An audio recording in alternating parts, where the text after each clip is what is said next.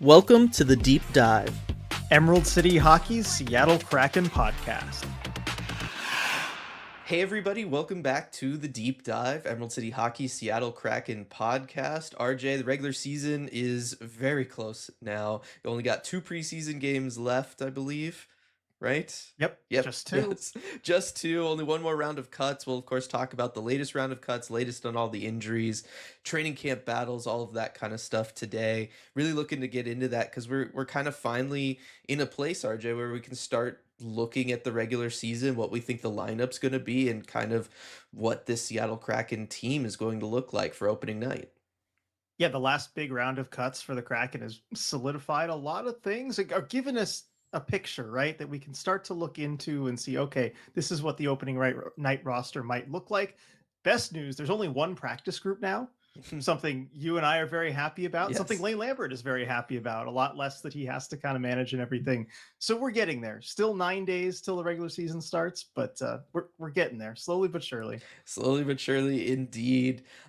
Before we get to all that, of course, though, got to thank our wonderful sponsor, the law offices of Rico Tessendorf, for sponsoring the podcast. And normally we would work things in. I think for this one, what I'm going to do is I'm going to utilize this ad read spot brought to you by Rico, just to tell everybody about something. If you're not like close to the light rail, if you're somebody who has to drive to commute to Climate Pledge Arena, one of the things we learned basically at the end of last season. I think we talked about it on one of the streams at some point, but I just did this the other night to go down to Seattle Center and stuff, and that is that all of the Amazon employee lots around the city are free after 4 p.m.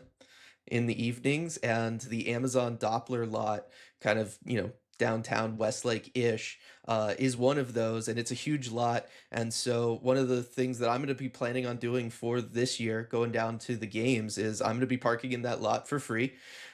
It's a couple blocks walk to the monorail, take the monorail over to Seattle Center, and then it's just a really quick walk, through the Armory over to Climate Pledge Arena. And so I know that that's something that can, it's a factor that many people have to take in when thinking about going to a game, especially if you live, south of the city, north of the city, right? You have to drive in.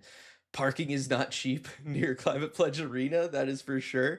So this is another option for people, just so you know that it does exist. And yeah, it takes a little bit longer and you're gonna have to walk a little bit. Again, not that much though, but you're gonna save a ton of money on parking. So particularly if you're somebody who's gonna plan on going to multiple games, it could really add up.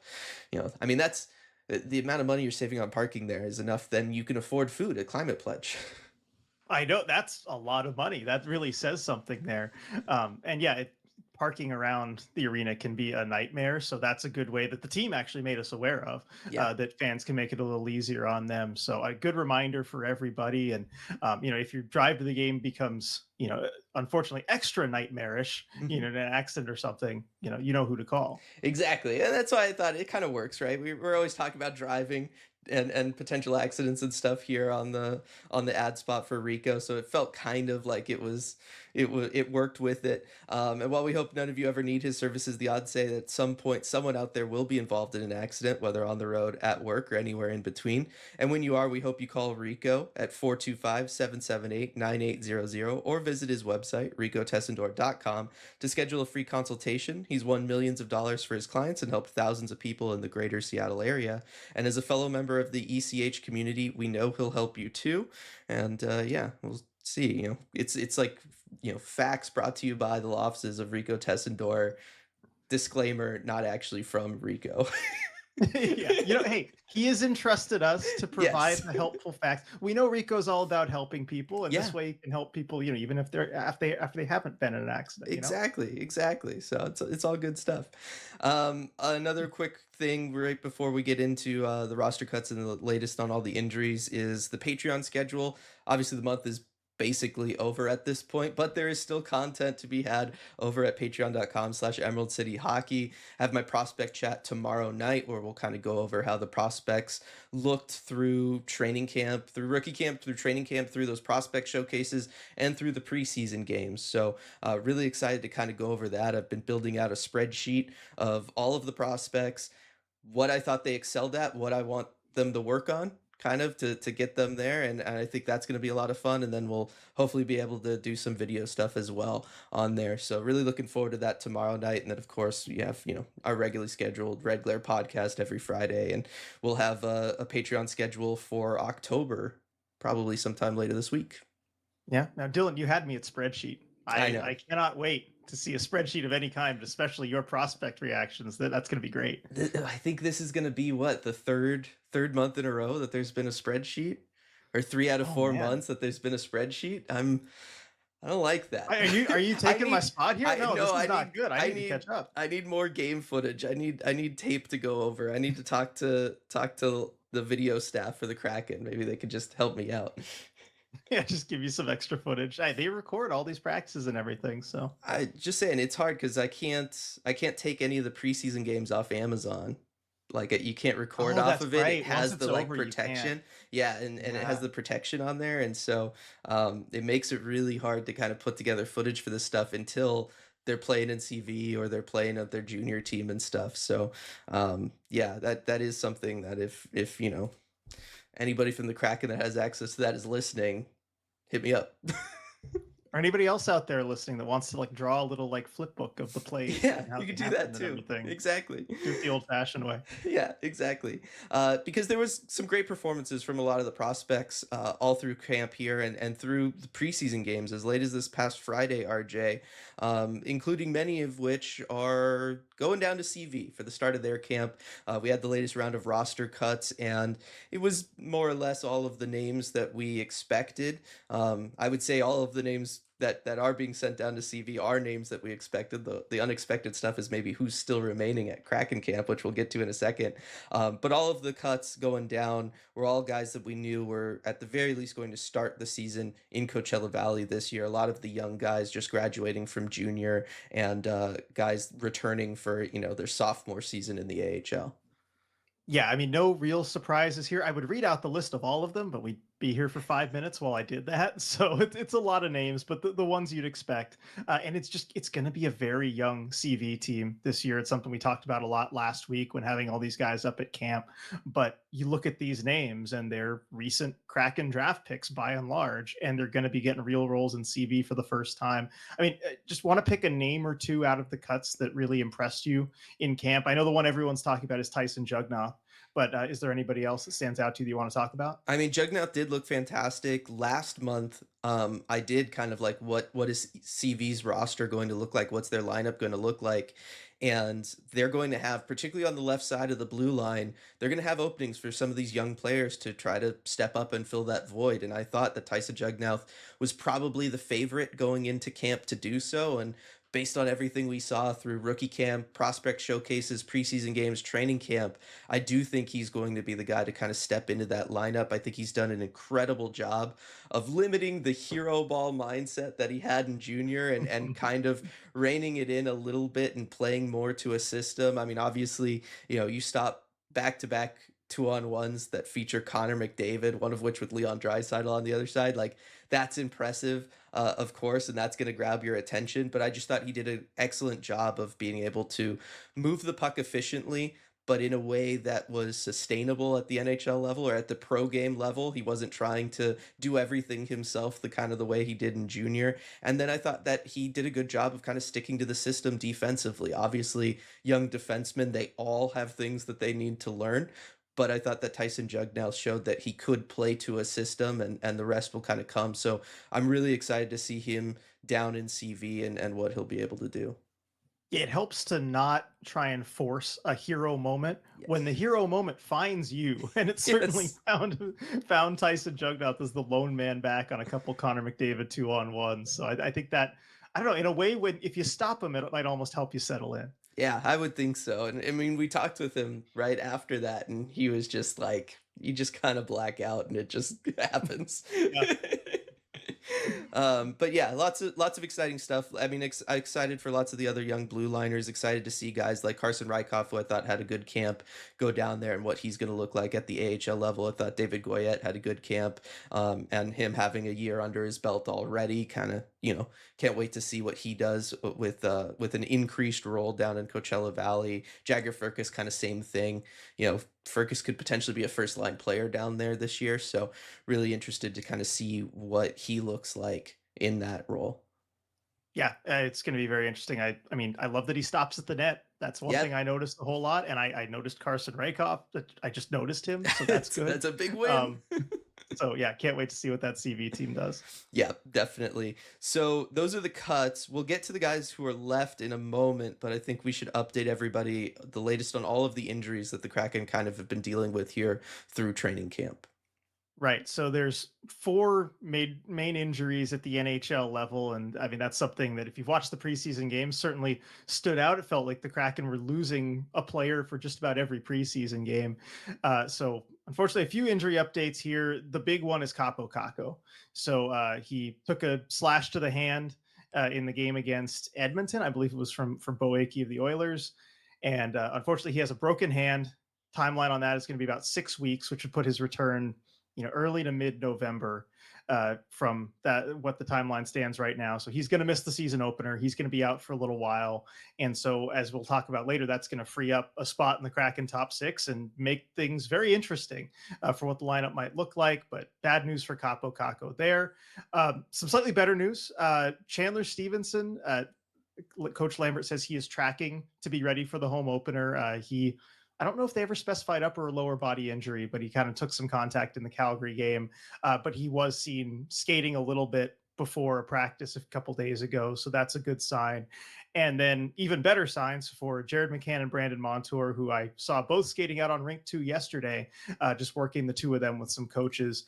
And Lane Lambert says that he's very confident those two are going to be ready for the home opener. So they're still in the process of working their way back.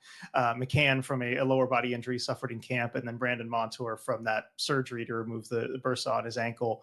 And it sounds like he was never really in doubt for the start of the season. That's one of the things we heard from Bottrell at the start of camp, but good to know he's still tracking that way.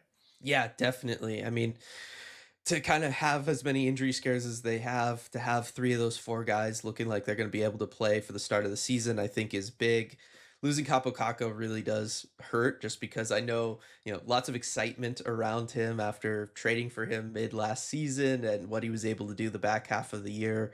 I know you and I and all the fans were really, really excited to see what he was going to be able to do with the Kraken, starting a season with them, going through training camp with them, all of that kind of stuff, building off of the great second half of the year that he had last year. So hopefully everything goes well with his recovery and he's able to be back sooner rather than later.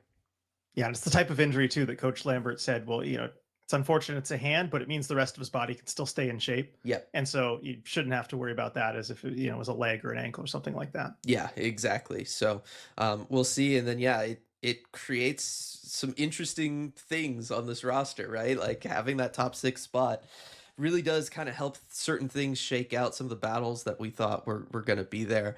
So we'll get to our lineups in a little bit. Right now, let's talk about everyone who's kind of left at camp, specifically maybe focusing on the guys that, are fighting to make the team, right? Like obviously, Matty Beniers is at camp. It's fine, right? Like he's going to make the team. But there were some names from this last round of cuts that weren't cut that I think, it says a lot about how these guys are performing. And I kind of wanted to talk about them. On one hand, you kind of have guys that I think are realistically going to be at the CV level, but they're more veteran players and getting them the reps and having them around for the, final couple preseason games makes sense. The Mitchell Stevens, I just had his name and it just left my Is it head. Ben Myers? It is Ben Myers. Yes, that's the other one. Thank you. Those guys are going to be playing with the Firebirds, for the vast majority of the season. They're going to be injury call up kind of guys. So it makes sense to have them around and get them as many reps at, with the NHL team as possible. But then you have other names like Ryan Winterton or an Oscar Fisker Molgard that I think was the big name that kind of jumped out to everybody, was the fact that Molgard remained with the team. And look, he's had a fantastic rookie camp, all of that stuff, right? He's looked great in these preseason games too. I mean, the line that had both him and Winterton plus Yanni Newman in that last preseason game, I thought they were fantastic. So I know, it's kind of been the main talk amongst everybody. It's just that Oscar Fisker Molgard, of all of those young guys, is the one that's kind of left. Yeah, he was pretty much the story at practice yesterday. The fact that he survived this round of cuts, it's not something we were expecting to see. Outside of Berkeley Catton, he's the youngest one there, but he looks very mature in his game. I know this is something you've been on top of for literally years. I know even going into the draft, you're a big fan of Oscar Fisker Molgaard. It feels like everyone's probably getting finally getting on board now here, Mhm, seeing how he plays against NHLers. But one of the things that he talked about too, because was the fact that he's played against men in the Swedish Hockey League for the last like 3 years. And so that's something that really it makes it easier for him to adjust to this type of game because you look at the roster sheet and Fisker Molgaard is listed at 6 foot, 168 pounds. That's pretty slight. And mhm, seeing him in his gear, you can see it. mhm. Seeing him outside of his gear, you can really see it. And he's not a kind of guy who's going to win a lot of physical battles right now, especially playing against men. But he said that because he's used to that, he knows that there are certain battles, certain ways of engaging that he's just not going to win. And so you kind of have to get ahead of the play. You have to adjust in certain ways. And he's been used to doing that, playing against grown men for the last 3 years. And it's a lot of the same stuff here. So maybe it shouldn't be surprised that he just looks so natural at this level. Yeah, I mean, he's always had just a pro style game. He's obviously played now 3 seasons in the Swedish Hockey League, playing at a very high level, and playing against men there. So I do like I see it, right? I've always seen it, as you said, and so I'm happy that he's performing as well as he is. But specifically to those points, I do think there is something to being able to recognize, and this is where his hockey sense comes in, that it's always been, his best quality as a player. When you can see kind of how the play is going to ultimately develop, right? You can go and try to get to that puck before it's going to end up, in a board battle situation or something like that. And I think that he's done a very good job of that through the preseason. The other thing that I think he understands, and we definitely saw this in the last preseason game, is when you're a smaller player, what the difficulties in that is protecting the puck, right? It's being defensive of the puck with your body.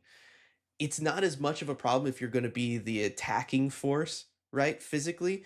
And what I like about him is he is still willing to engage physically, but he understands that if I'm going to get involved in something like a board battle or a physical battle net front, something like that, I have to be the person on the attack, right? Because if I'm defending, there's no way, right? He's going to have potentially a 50-pound gap between the defenseman he's going up against. He's never going to win that. But he understands that if he's the one attacking and they're the one in the defending position, he can still be useful, right? He can potentially go in there. And so what I noticed was there was a couple times where the puck was going to be loose, kind of around the boards. He wasn't going to be able to get there quick enough just to get there and make a play. It was going to be something that was going to, involve a physical battle. What you'll do is you'll kind of see him hold up for a sec, let the defenseman get there first, and then go and engage the defenseman when the defenseman has to have his back to him, right? The defenseman's trying to protect the puck. And he goes in and he tries to use his stick first, right? Like he again, that's going to be his way of ultimately probably getting these things done. It's not going to be through physical play, but he does understand that it can still be useful even if you have a 50-pound deficiency on the guy that you're going up against. Just the fact that you're there, you're annoying him, you're keeping him from making a play, buys your wingers time to come over and help you out. And Yanni Newman was certainly doing that and using his size and stuff. And so I thought that it was really impressive kind of watching him and how he does make up for that stuff. And then he of course talks about it at practice afterwards, and I could really see kind of what he was talking about there. Yeah, and he's not short, so he does have reach with that stick Yeah. too. So he is able to use that in an effective way. And so, look, he's not going to make the Kraken roster right out of camp. We know Mhm. he's going to be one of the few that are sent down with the other AHL guys. But the fact that he's still here is really impressive, and I think says something about what the coaching staff thinks of the camp that he's had. And honestly, I wouldn't be shocked if the Kraken don't do so well this season. They have to trade off a lot of pieces at the deadline. I wouldn't be shocked to see him get a couple games at the NHL level by the time the year's over. Yeah, I mean he's smart enough for it. I think the preseason stuff has shown it. He's such a natural fit for this Lane Lambert system and what it wants a center to be and do, and you can just tell that he has basically just been plug and play for Lane Lambert through all these preseason games. So I do think there's something to that. I think Again, there's a lot of center depth in this organization. It's going to be hard for somebody like him. I think Mitchell Stevens or a Ben Myers, realistically, the options that you're going to see through most of the year, if there needs to be a call up down the middle, it's going to be one of those guys instead of Molgard. But I do think, based off of camp this year, if he's able to have a strong season in CV, which there's no reason to think he's not going to, I think we're gonna have to start talking about Molgard having a fourth line role for the Kraken next year. Yeah, and it's one of the things that you really want to see out of your draft picks beyond the first round is when you can get Mhm. just a cheap, solid, reliable depth piece on an ELC. That's the kind of thing that's going to help you build out the roster in other places. Yeah, exactly. And I know he gets kind of forgotten about in a lot of prospect circles because he's not a numbers guy, right? He's never been a production guy. The points are never there for him. And to be fair, they're not going to be there for him at the NHL level either, right? Like that's just not who he is. But I always go back to what I said going into that draft, which was this is the kind of guy that's going to be a third or a fourth line center for 15 years in the National Hockey League. And there's a lot of value with that. And the Kraken being able to have that, have it affordably on an ELC is going to be huge for them as they, in future seasons try to turn that corner and become more competitive. Um, Ryan Winterton, another guy hanging around who's had a very strong preseason in camp, and I know you've been paying a lot of attention to him. I have. Yeah. I mean, the first thing that just jumps off the page at you is that he looks so much faster. We saw it in our live game commentary with the patrons the other day against Calgary, making a bunch of chances on his own with his speed. And it's just not an element that he's really had to his game against, at least playing against NHL caliber players before. And kind of surprising to me because Ryan Winterton, he has gotten a shot at the NHL level before. He has been brought in on the fourth line and brought in to fill a depth role sometimes, and how do I say this? But he has maybe stood out the least to me of any player. He just becomes invisible. He is just They are insert generic uneventful. player there, uneventful, nothing happens, and he's just not noticeable in the slightest. And for a player who had a good deal of skill, it's not like he was drafted with the profile of like an Oscar Fisker Molgard, where the nothing is the point. Yeah. You expect Ryan Winterton to pop a little bit offensively to show something, and man, he showed just about nothing to the point where before camp, I probably would have said that his ceiling is middle six forward at the AHL level. That's kind of what he's tracking towards, but he's shown another gear so far in this training camp in this preseason. It really makes me wonder, okay, maybe he is an NHL, or maybe he can be a bottom six forward that provides a little bit of extra scoring, or, can generate a chance here and there. And so I've kind of had to reevaluate, what his potential really is. Yeah, I think last season in CV was big for him. I think what Coach Laxdal was able to bring to CV, I think, was a little bit different than what he was experiencing with Dan down there, and I think that it was able to help him kind of round out his game a little bit. But the big thing this year is, and I want to ask you this question because I know we're going to talk about this with Berkeley Catton in a little bit and kind of how he looks on the wing versus down the middle. I'm also wondering how much of this is just Lane Lambert's system and the freedom it gives to the wingers, especially to just go out there and play their game. Like, yes, they have to be part of the team and they have to be part of the cycle, and that's a big part of what this offense wants to do in the attacking zone. But it really does provide a lot of freedom to those wingers to play kind of however they want to play, right? There is no one dedicated way they need to play in this system. They just have to be in, certain spots at certain times. But past that, it gives them a lot of freedom. And I'm wondering if some of that is why we're seeing Winterton maybe look a little bit faster, is he's not having to force himself to do something at any given time. He can just kind of go with the flow of the game, and it's just opened him up a little bit more. It's certainly a different assignment, especially Lane Lambert's system. We'll talk about it plenty when we talk about Berkeley Catton. But the heavy lifting that this system expects the centers to do does take some stuff off the wingers, and it really makes me wonder too as we get to the like NHL names about like what that might do for Jared McCann or somebody like Yeah. that. It's I find it quite exciting. But for Ryan Winterton, I think it's had a great effect. I still I still feel like there's some change in him and his game. He looks faster in a way he didn't. And I don't think it's because he just now has the freedom to skate like that. I just didn't see him skating like that before. Yeah. But we did talk to him, and he was asked about what is he changed anything in his preparation? Is he doing anything differently over the offseason? His answer was more or less no. He's just kind of doing the same stuff. So maybe it is just the system. I don't know, but I swear he looks faster. I mean, I'm with you. I don't think you're crazy or anything like that. I mean, he has put on weight. And looking at him, it's been muscle that he has added. It looks like Yeah. he's up to maybe like 190. So he, on the 6'2" frame, like you're starting to get, and you should be at this point. He's 22, a man instead of a boy and a prospect, right? And so I do think that there is probably something to the fact that he is just faster because he's finally starting to develop the muscles he's going to have as a professional athlete, right? Like, as you start getting into your, he's not quite to his mid 20s, but once you start hitting 22, 23, you're really able to start adding on those muscles, developing them fully. They're starting to mature.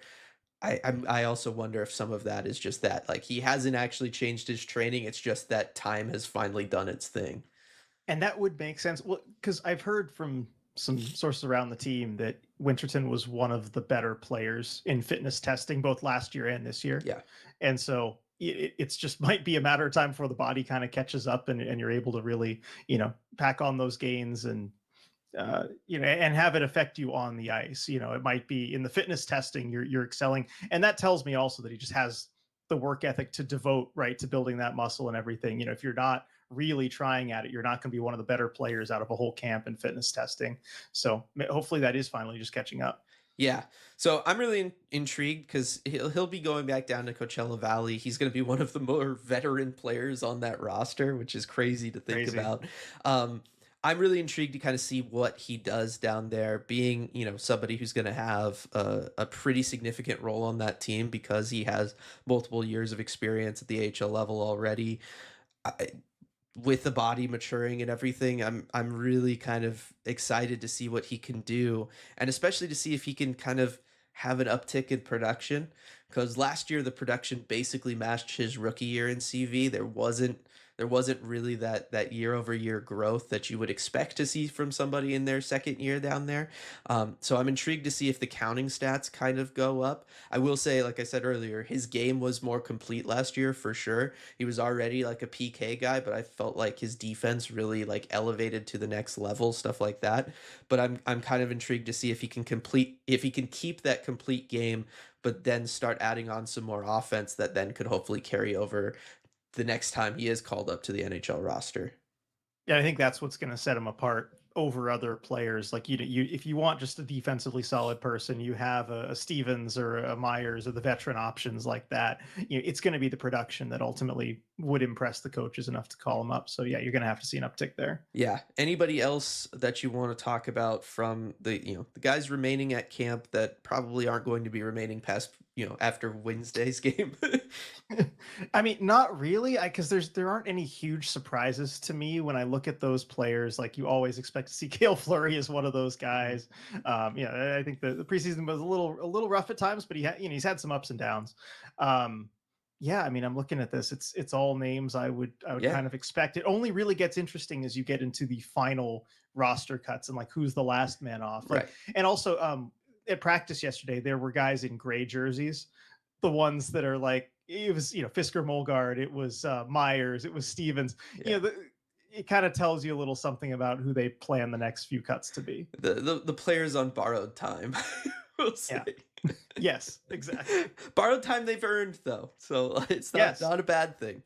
All right, then let's go into what the remaining battles are for camp, right? Like let's get into what we think these kind of final cuts and everything will be.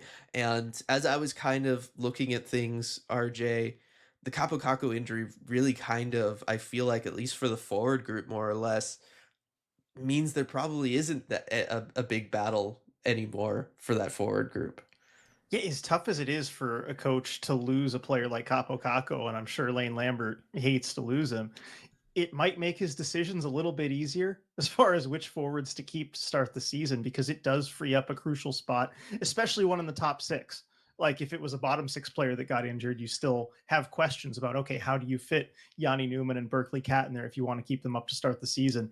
Now a lot of those questions seem to be answered in a way. And so you do have room to keep, of course, all of your regular veteran forwards that you know are 100% locks to make the roster. And, there's like 9, 10 of those. And then you can keep Newman and Catton and not really have to worry about things. I mean, the players that are going to be outside the lineup are just, a Ty Cartier or a John Hayden or one of those guys. And that's okay. You can have them as scratches. That's kind of the plan. Yeah, no, I mean that was the big thing that we were looking at was if Yanni Newman plays his way onto the team out of camp, which I think we both are in agreement he has been, that meant that, it was maybe going to be difficult to keep both of Akarche and Hayden, assuming everybody else is healthy. It's not difficult anymore, right?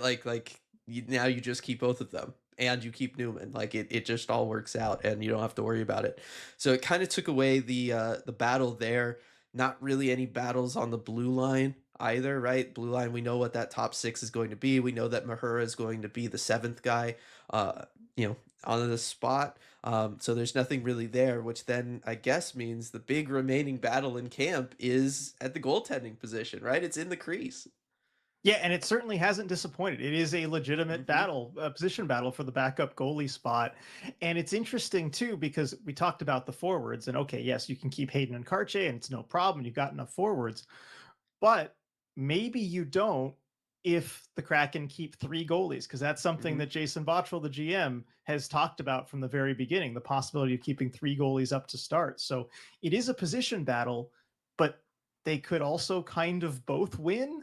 Yeah. It adds another dimension to this goalie battle. But let's get into it. So it's Philip Grubauer versus Matt Murray.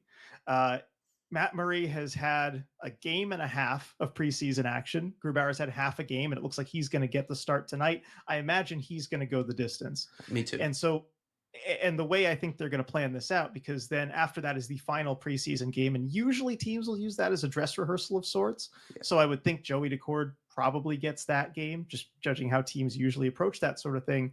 And so you'll have Grubauer and Murray each getting a game and a half to show what they can do. And I think the team's going to just make a decision at that point who's going to stay or if they're going to keep three.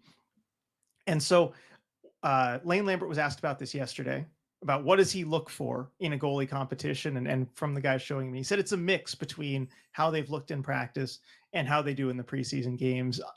I would think that maybe it's a little weighted toward the preseason games. I would certainly do it that way, but Lambert didn't say one to another what the mix was or what the ratio was. And so we'll know more after tonight about what they've each shown from the preseason games. But so far, how are you kind of handicapping this race, Dylan? What have you seen? You've been at a lot of days at training camp. You've seen the preseason games. Where do you think this goaltending battle is at? I will say it's closer than I thought it would be. I and you could read that one of two ways, right? Either that's good or that's bad.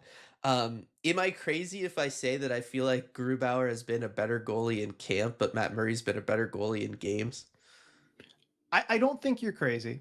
I think it's been really close. Personally, I think it's been really close in camp. I think we've seen a lot of good and a lot of bad from Matt Murray in camp. Yes. We've seen some excellent saves. We've seen some great movement at times. We've also seen all like the softest goals that have been allowed in camp have all been from Matt Murray. Yeah. And I think it just comes down to the fact that he's a little stiffer. He's a little older. The movement necessarily isn't there, but it feels like during the games, it feels like almost like he's saving some of it for the games. Like he doesn't want to burn himself Mhm. out through these practices. Whereas Philip Grubauer has just kind of been steady at a, He's been average Philip to below Grubauer. average. He's been Philip Grubauer. Like he's been exactly what we expect from him in the games and in camp. Whereas Matt Murray, it's kind of varied a little bit from the games to camp. That's how I've seen it. Yeah. And so I think with the obvious limitations on Matt Murray has been movement for me, and it's more so in camp, but I feel like it has crept into his games as well, the preseason games that he's played, and that he does not look loose. He doesn't always look as flexible as maybe he needs to be. Doesn't look like he can maybe move as quick as he needs to be, get down as quick as he needs to. That's kind of just been my read on Matt Murray, and that's the limitation there is just strictly like speed of movement. That being said, big body, when he is down in butterfly and anything's in close, he's going to stop it because he just takes up the whole net, and there's something to be said for that. I know that you would say a lot about that. Um, with Grubauer, I think the big thing has been, yes, he's looked like Philip Grubauer, and that includes, looking good at times. He has, good tracking of the puck, understanding his angles, playing the angles, looks extremely athletic, right? Like he's another guy who is aging, but it doesn't really look like age is affecting his body all the time. The flip side of that though is what we've seen him struggle with these last couple seasons as a smaller goalie, somebody who does need to rely on always having the correct angle on the puck and on the shooter, is that he hasn't always had that right angle on the shooter and on the puck, and I feel like those struggles have still been there at times. And yes, there's going to be times where he does have the correct angle and his arms are just not long enough to get there, right? But I understand that you just kind of take those. The ones that concern me are the times where a shooter comes in and he just takes a bad angle on them, and he doesn't have the size to make up for it, and that's the kind of stuff that we saw from him last year. Those are the kinds of games when we see things really go off the rails for Philip Grubauer. It's when he isn't dialed in all the way. And I feel like through camp, through preseason, we've seen, a handful of moments where he does not look dialed in all the way, and we start seeing things look like, Philip Grubauer has struggled at the NHL level. And so I that worries me that I haven't seen him kind of look refreshed, reset, and able to go out there and like attack the season the kind of the way I was hoping for. Yeah, and Grubauer himself has said it's difficult to get into a rhythm when you're not getting game reps on a regular basis. And Mhm. of course, through training camp, you're not really getting game reps on a regular basis. I mean, no goalie is. And so you have that difficulty there. But I feel like somehow Matt Murray and other goalies make it work. And so that's where look, I'm it's close. And so I don't want to just like hedge everything I'm saying because I actually do have fairly strong feelings on this. I think you take camp and the preseason games combined and I think Matt Murray has clearly been the better goalie. And it's mostly weighted on the preseason games, but Philip Grubauer, he's kind of looked like himself in the Philip Grubauer we know, which, like, frankly, is just not been good enough over the last Mhm. couple seasons. He hasn't shown me any extra gear or anything else that he's Yeah. done to suggest that he's gotten better. Now, of course, he's gonna play tonight, so maybe he gets a shutout tonight and it all looks great, and I might have to revise what I'm thinking here.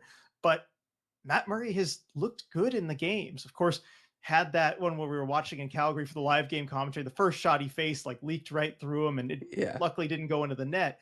But since then, I feel like he's actually been pretty solid. You look at the raw numbers, and I usually like to look at more advanced numbers when we're talking about goaltenders, but there's not really good like goals saved above expected and stuff like that for preseason games. But you just look on the surface of it, he stopped 44 or 48 shots. That's a 916 save percentage. If the Kraken can get that from a backup over their season, that is absolutely good enough. Mhm. You take that. You probably take those numbers from Joey. Yeah. And so if I'm judging based on that, he's looked good, and especially in the Vancouver game where Kraken had a really good start, were good defensively early, but man, the Canucks poured it on at the end. And they did have some goals end up going into the net for sure. Like the Canucks did win that game, but it could have been a lot worse. And Murray made some very big saves. And so that's the kind of thing I want to see from my goalie, especially a backup goalie. I also tend to go with the bigger goalie and the size. A lot of pucks just kind of hit him in a Yeah. way they don't hit Philip Grubauer. But I think you just look at the record through training camp and the games. Murray's been the better goalie, and I hope the Kraken aren't afraid to go with him if Grubauer has a lackluster performance tonight. I certainly I think the difference is it feels like Grubauer's going out there trying to steal a game, whereas Matt Murray's going out there to keep his team in the game, right? Like Matt Murray's going to keep the Kraken in games, and it's going to be up to the Kraken to go out there and win it. And I feel like for a backup goalie, that's what you're asking, right? Like that's all you want. And I feel like with Philip Grubauer, that has not been the case for ever, basically, right? Outside of like the postseason run in year two. Yeah. And I don't feel like that's the case again. Like now, it feels like he's going out there trying to win the game, trying to do too much. He's overthinking everything, and then he ends up struggling.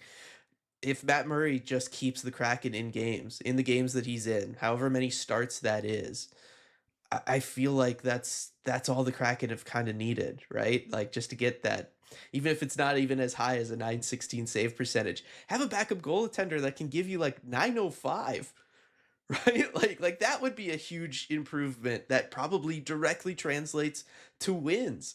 And so I feel like Matt Murray right now, I'm with you. He looks more so like that kind of guy, and just the feel around it feels better than with Philip Grubauer at the moment. Right. And so while I'm not ready to, call the goalie competition over or anything, because I mean Philip Grubauer still has his last big chance here to make an Yeah. impression in the preseason. I think if you're judging it just based on performance, I think Matt Murray has to have the edge right now. So tonight's going to be, I think, a very important game for Philip Grubauer. I think if he plays just solidly enough and is okay, then I think he'll probably still have the edge just based on being the guy who's been around longer. I think the team would probably rather he gets the first crack at the backup job. I think they will probably want him to win it just given the contract, given the history and everything. But if he has a really bad game tonight, I don't see how you can go with him for the first start that you're going to give a backup. And again, this is also where his comments, which he's made on more than one occasion, about not getting regular work and feeling like that affects him and that he's not able to perform coming off the bench. I feel like that's where you can directly, if you're the team, point to those and say, look, certainly if we keep three goalies, you're not going to get enough work to be rotated in and everything. So we're going to send you down to CV. You can go down there. You can get a decent amount of starts with Nikkei Coco at the American Hockey League level, and then if when the time comes for their, whether it's injury, performance, whatever, we need a goalie up here. You'll be dialed in and hopefully look like he did when he came back from CV last year, right? Because he came back and he looked good for a little stretch. And he certainly thought that it was because he had been getting that more regular action down in CV. So I think just based off of his own admission, that would make sense for him, right? Obviously, no player wants to be in that spot. He certainly doesn't want to be in that spot. But based off of the information he has given us, again, on multiple occasions, it sure feels like that's what the Kraken should do if they think it's close at all between him and Matt Murray. Right. And I think just given what the role is as a backup, it seems like Murray may be better just suited to handle that. And so you mentioned the keeping three goalies versus sending Grubauer down. Like, is that the route you would take rather than keeping three goalies up? I guess you basically just answered that question, but Yeah. like, how do you feel about the prospect of keeping three? Or if you judge that Grubauer is maybe the goalie that you'd want to kind of give the nod a little bit more than Murray, like if you plan to use all three. I don't know, because this is something that still just doesn't add up to me. Because I know Bottrell, maybe it's just a way of like taking some pressure off the goalie competition. But he said, with the condensed schedule, we're going to need three goalies. We're going to need three goalies. Is that really the case? I just think, look, Joey's going to be a bell cow. He's going to Yep. play a ton of games. And so the games that he's not, is that really too much of a workload, the non-Joey Decord games for one backup goaltender? It I doesn't. don't know that it is. Like, I agree that at some point you're going to need a third goalie. Do you need a third goalie around every day? Like, that's the part that doesn't make sense to me. Because, like, you go through most teams end up using three or four goalies over the course of a season. There's injuries, there's whatever, stuff Right. happens. You are at some point going to need a third goalie. And especially in a year with a more condensed schedule like this, I could see wanting that. But it doesn't make any sense for me to have three goalies on the roster because it just limits everything that you're doing. You can't practice with three goalies at once, right? Like again, ignoring even like Grubauer's comments about needing regular, to be facing shots regularly and getting into a rhythm and everything. Like you're then talking about having a rotation every single practice, every day for morning skate, every day for practice. You have a rotation. Well, how is that beneficial to any of the goalies, right? Like I don't know that it is. I mean, maybe you just like, look, we're going to run Joey into the ground this year. Having three goalies on the roster means he's not getting a bunch of wear and tear in practice and he's the kind of guy who can just deal with that and still show up for games, but that seems like a little bit of a risk. Like that's kind of an insane thing to kind of admit. I just it doesn't make any sense to me to have three goalies on the roster past when you need to, right? If one of them's a little banged up, not enough to like be put on IR or anything like that, but they're not really ready to go for like a week, yeah, have three goalies on the roster. The rest of the time, don't have three goalies on the roster. And it has nothing to do with even opening up other spots. I just genuinely believe that it does not benefit any of the goalies if there's three of them just because they're all getting less work, right? Your goalie coach is now split more so, right? Instead of getting 50% of the attention from Colin Zulianello, you're now getting 33% of the attention from him, right? Like, just for all of those reasons, I just don't understand why you'd go with three goalies on the roster unless one of them is banged up. Yeah, well said. That's kind of what I was getting at, right? It just doesn't make sense to me, even though I don't think there's much of a trade-off roster-wise, because you can send Ty Cartier down and it Agreed. doesn't matter a lot. Like you're not giving up anything to do it, so I get it from that perspective, except the real life practice reps and things like that. And maybe you feel like having a third goalie actually there on the roster is going to have the two push each other to be better. That's a mental dimension that maybe we're not accounting for. But I don't know. I don't know that I, outweighs. I was going to say, At the have end you of the day, gotten they've that just got to vibe? do their job. Right. No, I haven't. I haven't I gotten that haven't. vibe at all through camp from either of them. No, they're getting along. They're friendly, and it doesn't feel like there's that kind of rival sense of competition. They're both just doing their thing. Yeah. So I don't know that you'd even get a benefit from that from these two guys. Yeah, maybe with some you would, but yeah, I don't know about these two. Yeah. So I think we'll see how Grubauer performs tonight. I'm Kind of really go from interested to there. see that though. Yeah. Again, it's I I wish I like knew more about the fundamentals of goaltending to really like figure out what has gone wrong with Philip Grubauer these last couple of years, because it seems like he's simultaneously both taking far too aggressive an angle and playing way too far out, and then other times just being sunken into the net to the point where he's like not even on the goal line anymore. He's so inside of his own net, and I don't know how he can be both of those ways at once, and yet he looks that way every time I watch a highlight from him. Yeah, again, we're not goaltending experts. I tend to think the whole thing is a little bit voodoo, but I know there is a science to it. Um, I don't know, and I think both can be true at once, and it probably just speaks to not being confident in your game, or as he said, I mean, like Grubauer, I feel himself has told us, if you're not getting those game reps, it's just hard to get in the sense of needing to be in a certain place at a certain time, and where you need to be. It's the kind of thing that just isn't practice, and you need to keep it up or else you get rusty on it. Yeah, I hate that we keep bringing it up too, because I want athletes and particularly guys on this team to be more vocal about things like that. Yes. But boy, when he said that, that was just like, I mean, how do you not bring it up, right? Like every time you talk about him, like it's a tough one to have floating around out there. All right, as we start looking at the rest of the roster, though, because again, there's not too many actual battles elsewhere on the roster. It more or less seems set. What doesn't seem set is the lineup. What are the line combinations going to be? Blue line, pretty darn set, right? We're going to see Dunn Larson again. Shocker. We're going to probably see Ryan Lindgren with Brandon Montour as the second pairing, and then we'll see Riker Evans with Jamie Alexiak as your third. I'd be shocked if that was not the setup opening night, assuming everybody's healthy, right? Yeah. No, All that's right. what it's going to be. I mean, you see in the current like D pairs, I mean, Kale Fleury is clearly a placeholder for Brandon Montour. Yep, all day. So that leaves the forward group, and I do think that there's a lot of interesting combinations that Lane Lambert can set up with this forward group once everybody minus Capo Caco comes back into the lineup. And so RJ, I was trying to kind of come up with a lineup and what I think we'll see this year. I think you did too. We talked about it anyway. And I'm kind of curious for us to kind of go over this and kind of figure out where we think things are going to be now that, Capo Caco is out. Yanni Newman has played fantastic. There is a spot in the top 6 for him. And Berkeley Catton is going to be around for at least 9 games and is going to need to have a spot in this roster. So I think we should probably more or less go, I guess, line by line and kind of talk about things that way rather than just trying to cherry pick individuals. Yeah, let's do it. All right. So first line, I do think, Matty rebounded in the last preseason game I saw from him. I still wouldn't say that he looks 100% ready to go. We'll see tonight when he plays. But I do feel like he looked a little bit more comfortable in the system. I know that was a big point of topic and talk last week on the pod, was kind of how out of it he looked in the system, and then obviously from like a not necessarily a conditioning standpoint, but certainly from a speed standpoint, skating standpoint, didn't look there. I felt like he was starting to look more like himself in that last preseason game, and I don't see any reason why he's not going to be 1C opening night. Yeah, well, I see one potential reason why he might Yes. not be, and that it is looking at the lines that they're going with for the preseason game tonight.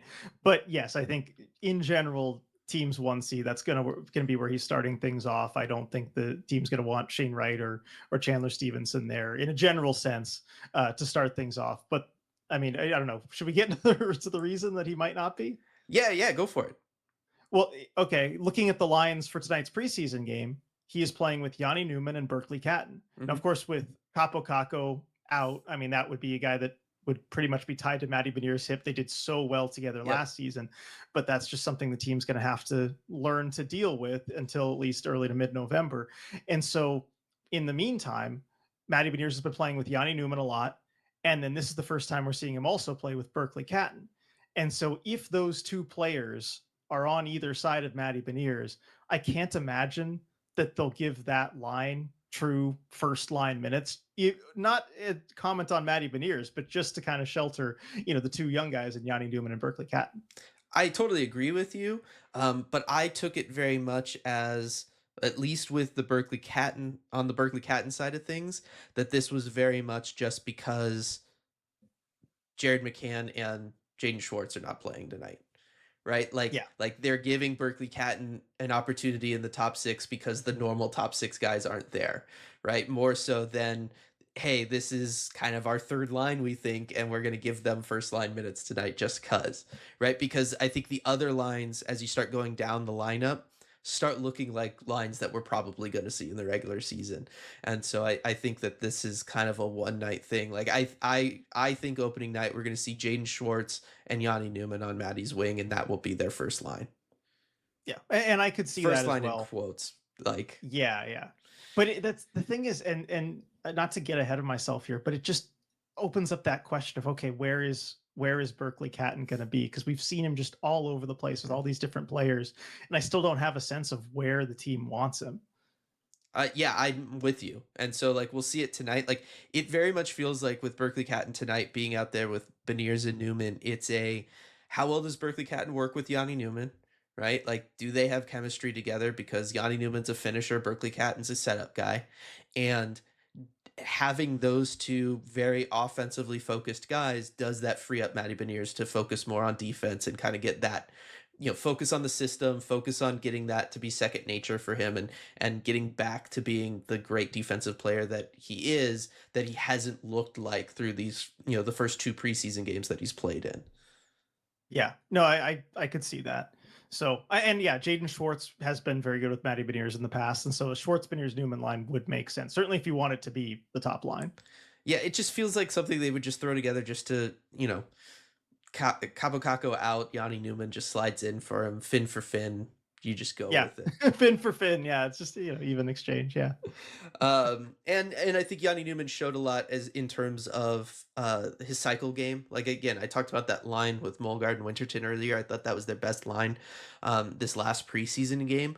Yanni Newman, he's dominating the cycle, like whether it's the behind the net cycle or it's further out in the offensive zone, he is keeping possessions alive for the Seattle Kraken in a way that the Kraken have always struggled with. He's utilizing his size. He's strong on the puck. Now that his skating's improved, he can do that. I think that that's been really impressive. And when I think back to what Matty Beniers needed and partly why Capo Caco worked with him so well, it was because Capo Caco is a strong player out there who could manage the cycle and kind of keep possessions alive in the offensive zone for a line, because Matty Beniers has always struggled to do so himself.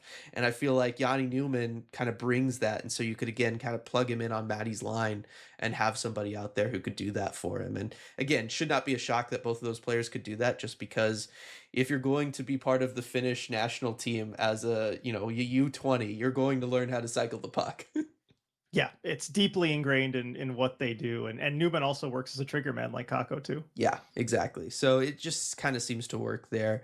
But again, we'll see. Second line, assuming Chandler Stevenson is ready to go, kind of as Lane Lambert's been talking about. I don't know why to start the season he's not going to be in that spot and kind of getting probably roughly the same ice time that the Matty Beniers line is getting. Yeah, no, that makes sense to me. And at least for the start of the season, I'll pencil, Stevenson in his 2C, right, in his 3C, unfortunately. But, hopefully that changes over the course of the season. Yeah, I was gonna say, like, I could really see a world where the top 9 really get Basically all get cycled, even all ice get time. even ice time, yeah. I think that's what it's going to look like I think too. that's what it's gonna look like too. So again, a lot of this is in name only. Now, what's intriguing and what I think the question's gonna be, and part of this is a question because Stevenson has been out for a little while now, is do you make that a veteran heavy line, or is this where you start working in Berkeley Catton, right? You have a more experienced veteran centerman, you stick Berkeley Catton out there with him, and then you have a veteran player on the other side. Where do you think Lane Lambert goes with this? It's so hard to tell because I mean, looking at how things are going to shape up, and if I'm trying to make a lineup here, I think it would make a lot of sense to go Catton with a Shane Wright or do something like that. But I just don't know if Lane Lambert, as an NHL coach, not even just Hmm. him specifically, would be willing to do that and have that much youth together on a line regularly for the season. And so I would think, maybe you would want to put Catton with a Chandler Stevenson, or that's maybe what he would think. I mean, Stevenson and Marchment have been together a lot in camp. While Stevenson's been healthy, Marchment's kind of been attached to his hip there. But I don't know. I really don't know what to make of that one. Like where you put Catton, whether it's with Stevenson or Wright. Right now, I have him with Wright, and I have That's where McCann. what I want to see, but Right. I don't know that they'll do it. I don't know that they will either, but until I see something else, I'll just go with what I think should happen, right? Like again, it's Okay. tough because we'll know so much more after Wednesday's game. Like Yeah. Wednesday's game, as you said, it's going to be the dress rehearsal. We'll kind of have more of a feel for it, and then certainly as guys come back to the lineup, because it's possible, McCann, Stevenson aren't playing in that Wednesday game, but they're going to be there for opening night, so it's possible that we have to wait even longer. But I just think like going with a veteran line of Stevenson with McCann and Eberle, that just feels like Lane Lambert's going to want a line that doesn't have a young kid on it that he can potentially lean on when he feels like he needs to lean on a line. Right. And I feel like partly why we've seen Marchment with Stevenson so much is because McCann has been out. Um, I don't I don't see a world where Marchment is in your quote unquote top 6 and Jared McCann isn't.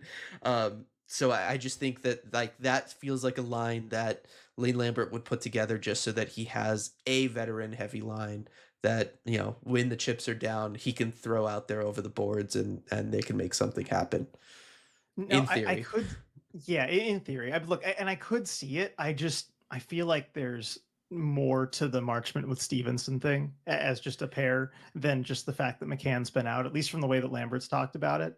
And also, I feel like with Marchment being a newer guy on the team, you might want him to start building chemistry with people that he might actually play with. Right. And so far, if you have him not with Stevenson, you haven't really done that. Although tonight it's Marchman going to be with Wright and Tolvanen, and so maybe that's the start of looking at that. I don't know. I mean, this is the thing, right? And I guess maybe going line by line doesn't make sense now because really what we're trying to figure out is on this crowded left side, where does everybody go, Mm-hmm. right? And Like it's very crowded. because it's super crowded because you have Schwartz, McCann, Cat, and Marchment. Somebody has to play on the fourth line. I don't know that any of those guys make sense to be the fourth line guy, but someone just has to Well, I think so. I think one of those guys is going to move out play to on right the wing. right. I I think think that's so. I think that's gonna be Marchment. You think so? I mean, who would you have it be? I mean, well, Marchment or Catton if you need to kind Yeah, of shoehorn him somewhere. I just don't know that you'd want to do that to Berkeley Probably not. Catton. Probably not. Yeah, So maybe Marchment it makes sense. but even still, then what? Tolvanen's sliding over to the left. Yeah, he can play. Yeah. No, I He's a mean, natural left I wing. know he can, but Look, like here's the thing. but I mean, then we again, can. you have the question of like, what, you're gonna stick one of the only guys on this roster that has 20 goal potential as your fourth line left wing? Yes. If Catton and Newman are both playing, then yes, I I don't know see any it's other option. Like I know. the fourth line, as far as I'm concerned, if Catton and Newman are playing and everybody else is healthy, Kako aside, Yeah. the fourth line is Tolvanen, Gaudreau, and one of Hayden or Cartier. Right. That's it. Like that's the one that I feel like is just locked in. Is that what you have? I mean, I only don't have it because I didn't have Tolvanen and Marchment flipped. If I flip them, then yes, I have that. Okay. And Because that I probably would flip them. okay. But they haven't been flipped yet, so I hadn't done it. So you had Marchman on the fourth line. Yeah, because I just don't know what Okay. else you do. Like, again, this is the problem. This is why they should, as you said before we started recording, this is why you should just trade Jaden Schwartz. Yeah. Like that actually opens up a lot for this team, really. But I think, like, yeah, like, again, I like the idea of Berkeley Catton with Shane Wright. I really, really do. And I think you could basically throw anybody you want on the other side of that. It could be Jordan Eberle as a veteran. It could be Mason Marchman as an energy physical guy to make space for them. It could be Tolvanen as just another trigger man. But I love the idea of Berkeley Catton playing with Shane Wright because Shane Wright looks so comfortable in this system, and Berkeley Catton looks so good on the wing, and he looks so much more dynamic on the wing.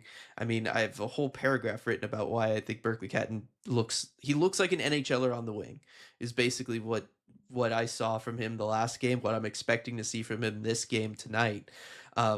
He did not look like he was NHL ready playing center, just given the responsibilities that a center has in this Lane Lambert system. He did not look like he was ready for that. But on the wing, where again, as we were talking about earlier with Ryan Winterton, on the wing, everything's opened up in the system. Like, all you got to do is make sure that once the other team has possession in the offensive zone, you're just back in the neutral zone. That's all you got to do, right?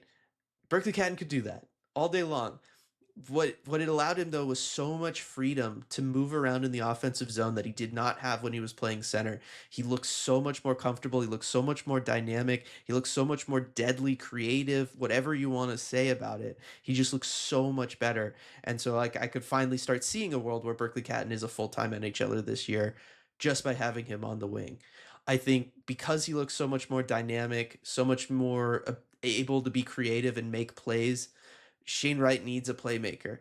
Shane Wright has not had a playmaker yet, really, it feels like. But I feel like Shane Wright needs a playmaker. He wants to be the guy on the line. He wants to be the guy going to the net front, going to the slot, all of that stuff. Give Berkeley Catton to Shane Wright. Berkeley Catton's gonna set him up, and they're gonna have some good plays. Yeah, I that's what I want to see. I think that they would work really well together. And I agree with you on everything you said about Catton on the wing, because it just made such a big difference looking at the one game there. There were so many times, especially in the offensive zone, where there's just nobody within 5 feet of him. Yeah. And so whenever he get the puck, he had the time and space to look for a pass or look for something that as a center he just didn't have. And so I think he needs to be a winger. I can't wait to see what he does tonight on the wing, with Yanni Newman there and with Matty Beniers on that line. Like, I think there should be a lot of opportunities for him there, and I want to see him exercise that creativity and play with some players who I think can think the game at a high level and can go to the places they need to go. So that's what And I want to see. I'm really skeptical that that's what I know. Lambert would do. The difference is I feel like Lambert is treating Shane like he's an NHL player. And we haven't really had a coach do that yet, in part Mhm. because Shane wasn't until now. But I do feel like Lane Lambert's treating Shane like an NHL player, and that, I think, opens the door to it. I will say I think Berkeley Catton sees the ice better from the right side. Like, what's interesting is whether he's playing center or even last game when he was technically the left wing, you find him on the right side of the ice a lot, right? Like, that's just naturally where he tends to gravitate and where he wants to make plays. The only reason I would have him on the left side is because if he's playing with Shane Wright, Shane Wright's a right-hand shot. I want him on the left where he can send things to Shane's forehand, not his backhand. Yeah, I mean that's a good point. And I know, if you're on your off wing, if you're Berkeley Cat and a left-hander on the right side, it opens things up for maybe backdoor one-timers for Shane Wright, but that's just a less common look that you're going to get. And it's really important through the neutral zone Yeah. to find those passes, because that's, I think, another area where Berkeley Cat and shine as a winger is creative passing Yes. through the neutral zone in a Oh, way yeah. that few players the Kraken have ever had Clean zone can do entries. that. What Yeah. like, it was like, whoa, it is possible. So that is something I'm with you that I think Catton potentially moves to the right side if he's playing with anybody else. But I think if he's playing with Shane Wright, you kind of have to have him on the left side just because Shane Wright's righty. Yeah, and you could move like a Mason Marchment over to the right, or you could have. I mean, I know Wright and Eberle have been together a lot too. Like, there's lots of options who you could put on Yeah. right wing with those guys. Yeah. None of which solves the problem of where do any of these guys go? Right. Nope. Other than we know Maddie Stevenson and Wright are going to be your dedicated top nine. They're probably going to all get equal opportunities through most of this season. I like trying to figure out what the combos are. It's kind of nuts that we're down to 2 preseason games and I just don't have a feel for it. Right, because we've seen so many different combos through practice, through training camp. We even just had another practice where they had, Mm. all combos going, right? They had the line combinations, and yet I still feel like I don't know. I mean, Lane Lambert talked about. He was asked, how likely is it that the line combinations that fans see in these final two games will be what it looks like for the home opener? And he said, well, some of them, yes, but you're probably not going to see all four in one game. And so clearly, like, they are going with ideas that they're thinking about for the regular season. It's not like start a training camp, just throwing whatever at the wall and seeing what sticks. And yet we still don't really have an idea because there's so many different things that we're seeing. Well, and because so many guys are out. Well, that's the key, right? yeah. Like 'Cause, not having okay, Stevenson in there, not having Jared McCann in there, like that, it makes this yeah. a lot Well, messier. Stevenson, we know where he's gonna slot in, but then it's like who goes with him. The Exactly. Jared McCann thing, that's what messes everything up, Yeah. because I could see him on any of these top three lines in different spots, and that just dictates everything going all the way down. Yeah. Do you think what is it, Marchment, Wright, Tolvanen line is a line that we'll just see? I hope not. It kind of feels like it could be though. Like that's your third line. Yeah. It feels like it. I mean, this is why when we talk about Wright with Catton or something, right? Why I'm doubting that, because I feel like a Marchment, Wright, Tolvanen line it feels more likely. I It hope feels we more don't likely, see but that, it because sounds worse. right, because then if that is a line, then which top nine forward is bumped down to the fourth line? Because Tolvanen's up, and it's not Marchment. Right. Who is it? I don't think it's going to be Schwartz. It's not going to be Schwartz. I don't think it's going to be Eberle. I don't think it could be. I was going to say like maybe it is Newman, Eberle. that leaves Newman and Catton. God, I hate it.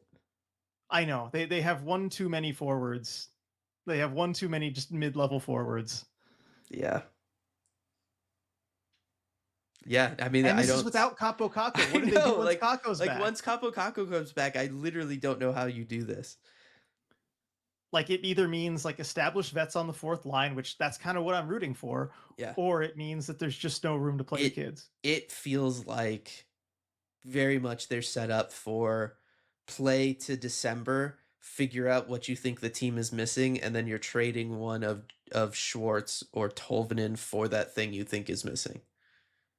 I could see that. But that's what it feels like. Although I don't see. Although what's the thing that this team is most likely missing? What are they actually missing? It's nothing on the blue line. They already have too many defensemen. Yes. What are they missing?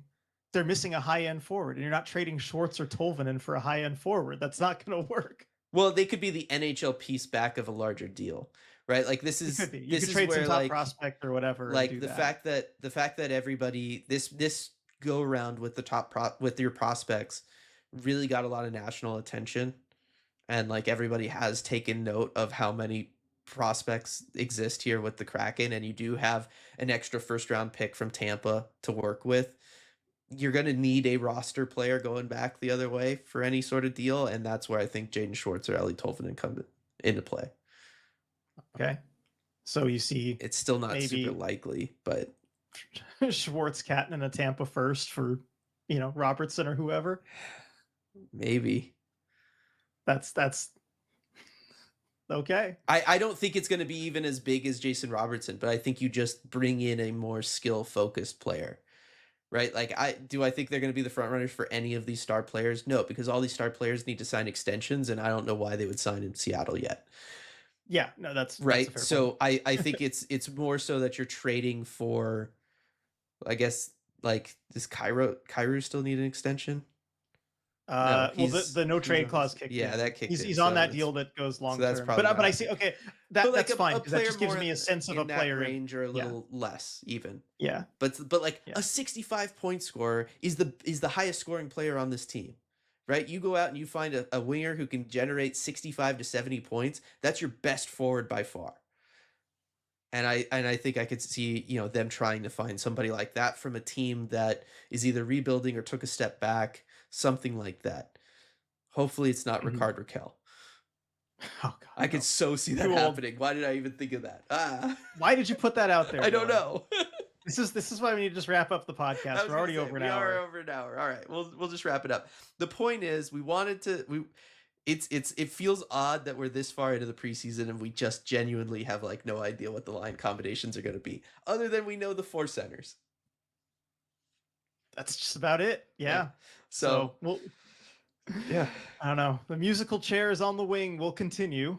yeah. It means that it's important to watch these games, right? If you're a fan out there who kind of wants to know this stuff, and I know everybody has been tracking this on the Discord, lots of people have been talking to us when we run into them, kind of asking our opinions on what we think's going to happen. We don't know. And so if you want to kind of get an idea of what might happen, watch these last two preseason games, see how these guys perform, see if there's some chemistry that starts developing, and then we'll kind of see after Wednesday's game if McCann, Stevenson are able to play in that, or at the very least we'll kind of see later half of the week what practices and stuff like that starts looking like, and hopefully for next week's pod we'll have something a little bit more certain than what we have today. Yeah, and I think we will because they do have practices. I mean, after the final preseason game on Wednesday, they got a couple days off, but then they do go back to practice on Saturday, the 4th.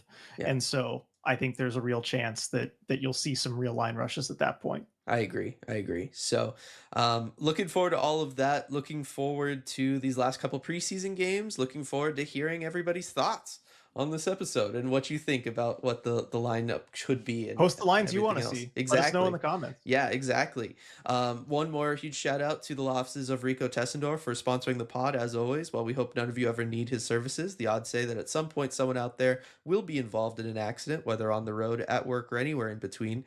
And when you are, we hope you call Rico at 425-778-9800 or visit his website, ricotessendor.com, to schedule a free consultation. He's won millions of dollars for his clients and helped thousands of people in the greater Seattle area. And as a fellow member of the ECH community, we know he'll help you too. Thanks for listening, everybody, and we will see you all next time. Hey everyone, before we go, we just wanted to give a quick shout out to all of our awesome patrons over at patreon.com/Emerald City Hockey, especially our Terror of the Deep patrons. Thank you so much for making all this possible. We really appreciate your support.